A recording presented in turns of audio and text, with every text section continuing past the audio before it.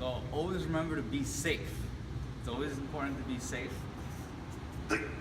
And be aware of your surroundings. Parkour! Yes, so always be aware of your surroundings, people. Another important thing, jewelry.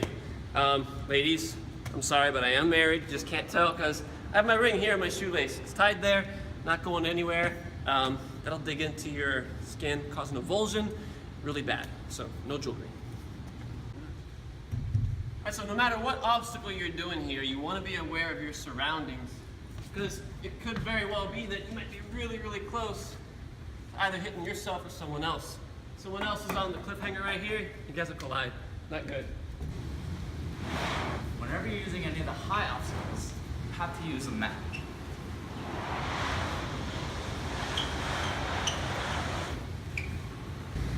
So in case you do fall on an obstacle, the right way to fall is into a tuck. You don't want to put out a limb or freak out in midair because that might cause an injury. So when you fall, the right way to fall is to go into a tuck, tuck your head in, and just fall onto the mat.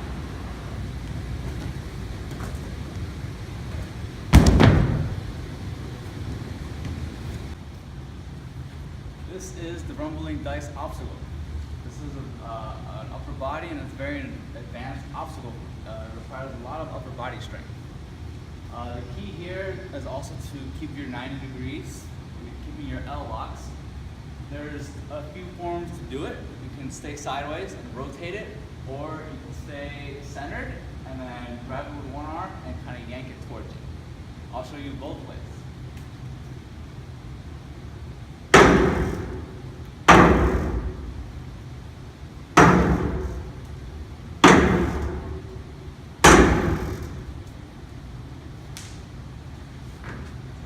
So keep an eye from your head. Don't try to pull up too close or you might hit your head on the bars.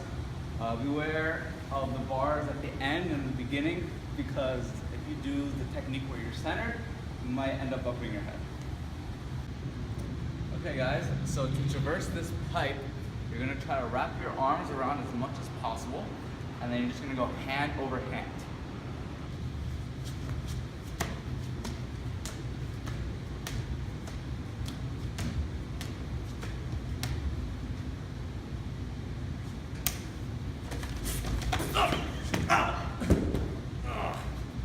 Guys, watch where you're going, please. Make sure you're on an obstacle that nobody else is on, or else you might get hurt like Joseph. All right, so these holds are awesome. They're gonna really train your grip and get you to be that unstoppable force in OCRs that you know you wanna be. Problem is that sometimes when people start getting tired, they may cheat. They might try to put a finger up here or two. That's really bad because if something happens, say you're on here and you slip, you're gonna fall on the ground. Your finger's gonna stay up here. So don't lose your finger. Leave this place whole and a better person all around. Use the holds the right way. If you've never been on the warped wall before, you're gonna always want a spot just in case you fall backwards.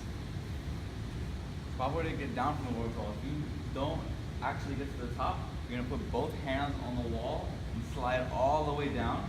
When you stop, that's when you're allowed to turn around. You don't turn around before you're done sliding.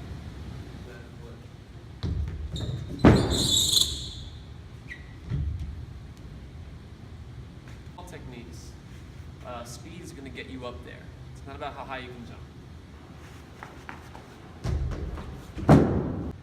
All right, so a lot of people see the salmon ladder, they say, oh, I can do that, and then they try it, and then they realize they can't. Well, there are ways to work yourself up to this particular obstacle. One way, if you've ever done a clapping pull-up, that's a good way to start. You do a pull-up, clap, and you get back on the bar. All right, that's the explosiveness that you're going to need to accomplish this. If you feel comfortable doing that, another thing that you could do, get used to now traveling with the bar, is going like this.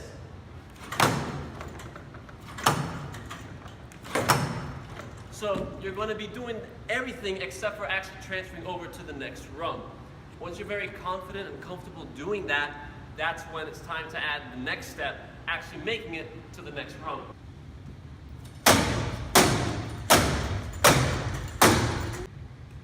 All All right, so if you find yourself way up here and you're ready to get down, there's different ways you can do it. If you've got strong legs, you can support yourself like this. Get down and drop. But regardless of how you fall, you need to cushion it. Be as soft as possible. Land without making a sound. That's when you absorb the impact.